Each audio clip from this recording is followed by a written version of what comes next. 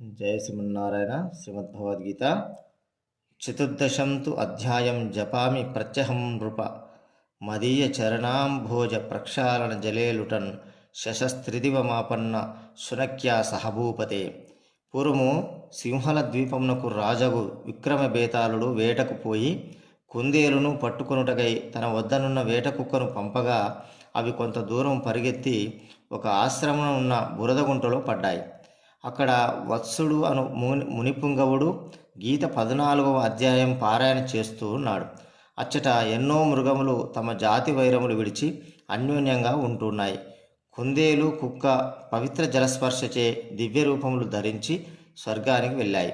ఇదంతా గమనించి విక్రముడు మునీంద్రుని ప్రశ్నింపగా, ఇంతకు పూర్వం కేశవుడను వాడు స్త్రీ హత్యా పాపంచే కుందేలుగాను హత్యగావింపబడ్డ స్త్రీ శునకముగాను పుట్టారు. వారిరువురు నేను పాద ప్రక్షాళన చేసిన నీటిలో పడుటచే పునీతులైనారని చెప్పాడు. అప్పటి నుంచి ఆ రాజు కూడా గీత 14వ అధ్యాయం పారాయణం చేసి ముక్తుడైనాడు.